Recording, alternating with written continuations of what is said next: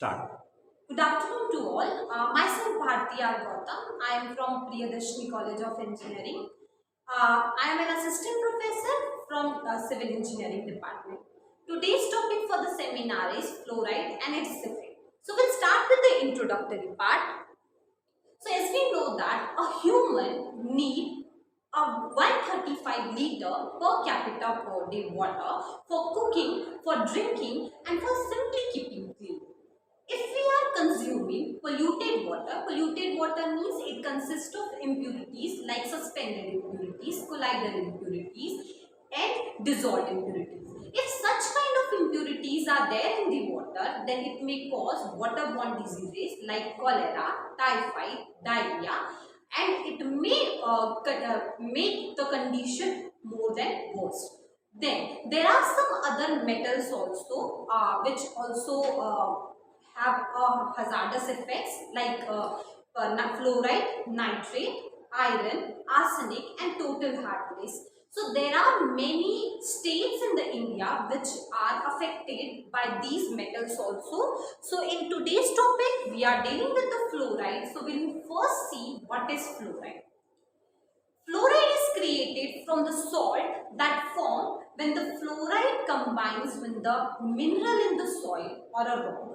When we are consuming this fluoride, first we'll see what is fluoride. Fluoride is a chemical element which is monatomic, which have a negative ion, which is also called as fluorine, is the monatomic anion of the fluorine. With the chemical formula F negative, whose salts are typically colorless and white in color. This fluoride within the body forms highly insoluble and stable compound that is called as calcium apatite, and it reacts with the calcium phosphate hydroxide, which causes fluorosis. Fluorosis is a very dangerous and incurable disease.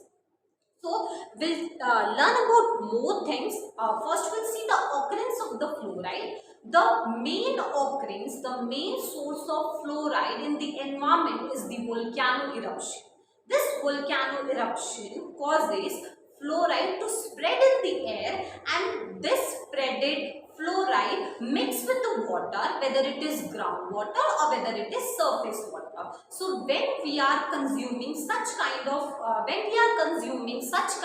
water, then this water may cause fluorosis. Okay. Then these are the permissible standards. These are the permissible standards. What do you mean by permissible standards? Means there are some authorities which have given the standard values, means the presence of standard values for these elements, for these impurities. So according to the IS 10500/2012, the fluoride contained the acceptable limit should be 1 mg per liter. The permissible limit should be 1.5 mg per liter. Means there should be the presence of fluoride in the water. The range should be 1 mg per liter. Then according to WHO guideline, WHO means World Health Organization, the fluoride should be 1.5 mg per liter. Then according to the ICMR means Indian Council of Medical Research, the fluoride range should be 1 mg per liter. These are the standard limits. Then what is the scenario in India for the fluoride presence? So the most affected state in the India is Rajasthan. The range is 0.2 to 69 mg per liter. Similarly, Haryana 0.17 to 48 mg per liter. And in India, the range is 0.4 to 32 mg per liter. And where we are staying means in Maharashtra, there are many districts which are also affected by the presence of fluoride, and the range is 0.8 to 10 ppm. So it is very important thing to treat the fluoride from the water, because there are so many people which get affected by the fluoride presence. So there are 200 districts in 17 states with more than 6 million people are seriously affected by the fluorosis, and another 62 millions are exposed to it. So the range is very high. So we have to think about this impurity, we should think about this fluorosis problem. These are the map which is showing the different states and the range of the fluoride. As we can see in the Rajasthan, the range is maximum and there are around 31 states which are affected by the presence of fluoride, which are affected by the fluorosis. Then these are the health effects. Actually, the fluoride is called as the knife with the two edges. Means it has some advantages, it also has some disadvantages.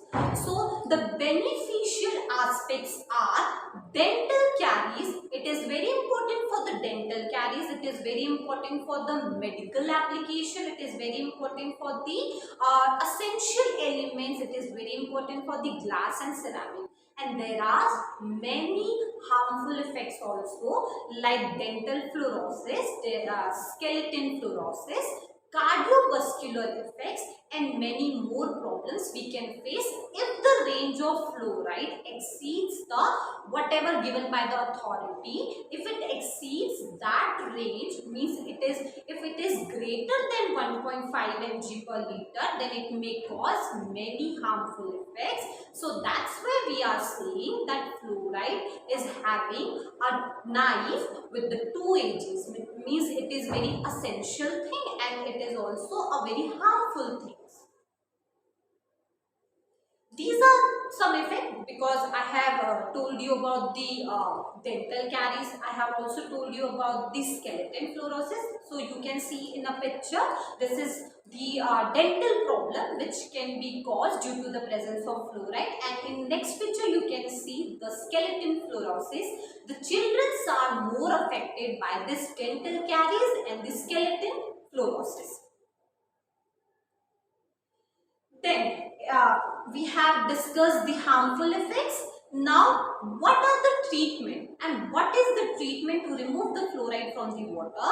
So, first we'll see that what is defluoridation. Defluoridation is a treatment used to remove the fluoride from the drinking water. It is nothing but the treatment which we are providing to the water which is consisting of fluoride in the water. So, there are three methods for the treatment: adsorption, ion exchange, and contact precipitation. Among these three methods, the adsorption is the most economical, simple, and globally perceived technique. So we'll see what is adsorption. Before that, in detail we can discuss this adsorption, ion exchange, and precipitation method. There are some subcategories of the treatment, like activated carbon. We can use activated carbon for the adsorption purpose. There are some ion exchange methods also.